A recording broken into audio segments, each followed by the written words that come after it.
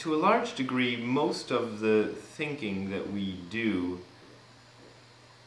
isn't really necessary, I think. We give it a lot more importance than it truly deserves. We're constantly making plans or defining ourselves in our heads, and creating a lot of noise and a lot of tension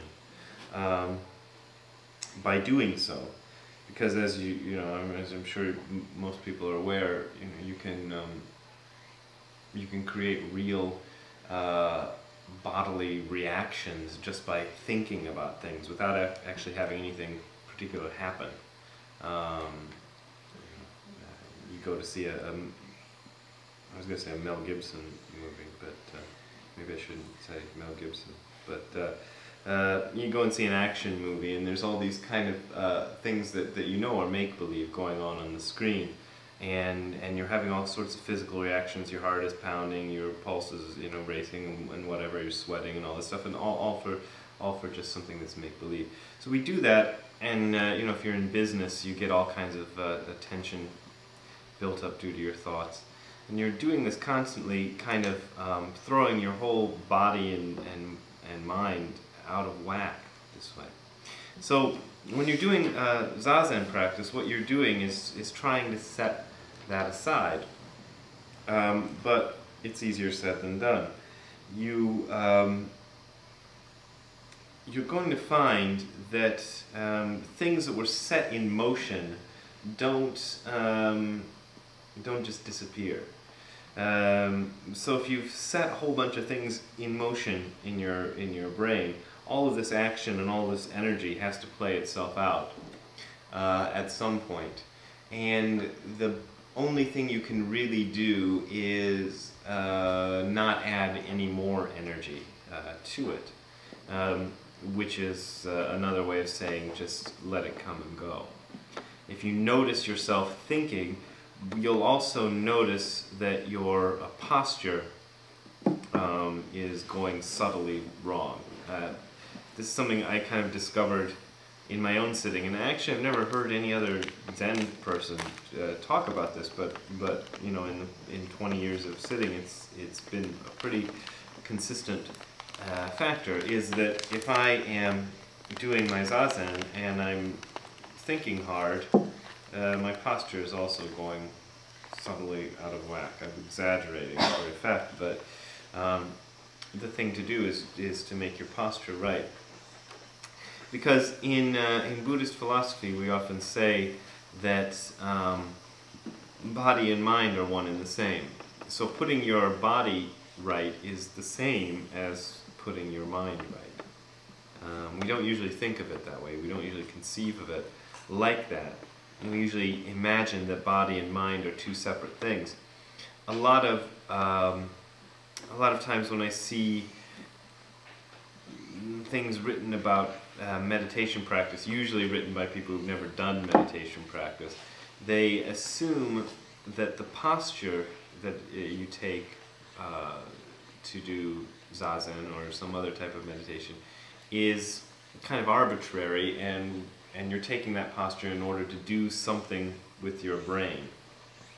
But that's not the case in Zazen practice. You're actually, the posture is actually your state of mind. And it's intimately connected with that. And the posture isn't arbitrary. It's not something that's just arrived at by chance, which brings us to the next topic that Dogen talks about when he talks about Zazen, which is Shoshin Tanza,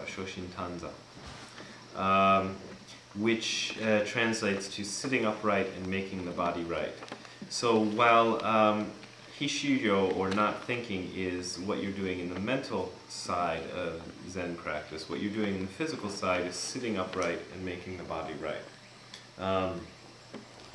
So this posture that we do in Zazen is derived from yoga, which predates Zazen, predates Buddhism.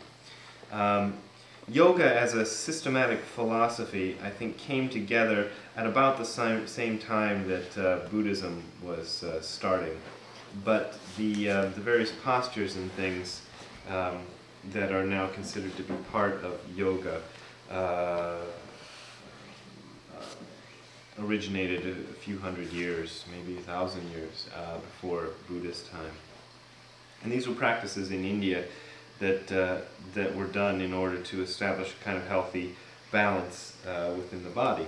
And there are various yoga postures. If you've ever done yoga, which I haven't been to my yoga classes for a while, but I was starting to take yoga classes a few years ago.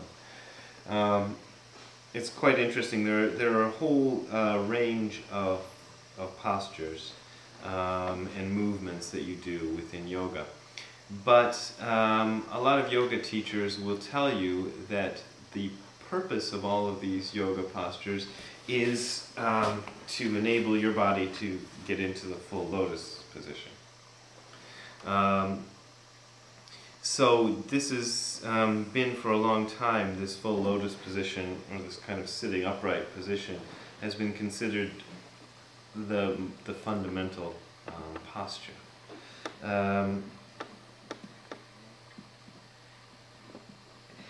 And in Buddha's time, he also must have been interested in yoga, or what became yoga, the various postures, and found that this one had some kind of special power or special significance, in that it was a way of establishing a kind of balance, and it's a balance posture. This is something which I think doesn't get quite enough emphasis when people talk about zazen, but it's about balance. And in yoga, there are several different balance postures. One of my favorite is the tree pose, where you're standing on one leg, and then you put the other leg, kind of pick up the other leg and put it against the first leg, and you're standing up like that on one leg. And when you're in that pose, you immediately know when you've lost your balance because you fall over on the floor. When you're doing the full lotus posture, it's a bit more subtle. It's quite a bit more subtle when your balance is off, because you can be pretty off balance in your full lotus posture or your zazen posture without falling over, obviously, because your legs are all underneath you. So the clues are a bit more subtle. But once you get into the posture, and this kind of a retreat is a good place to sort of learn that or observe it in practice. The phrase Dogen often uses is learning in practice. So it's kind of practical learning through observation, through doing something. When you're taking the posture, you can start to notice when your balance is off, and things just hurt. Basically, your back will start to hurt, or your legs are probably going to hurt anyway. But I always notice it in my lower back. But if you find that spot that's actually balanced just right, there isn't a whole lot of effort involved in doing zazen practice. The third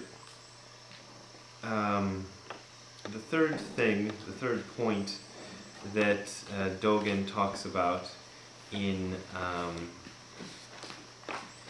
doing zazen practice is Shinjin Datsuraku, which is a series of 4 Chinese characters, the first meaning body, the second meaning mind, and the third 2 meaning dropping away. So it's dropping off body and mind, dropping off both body and mind.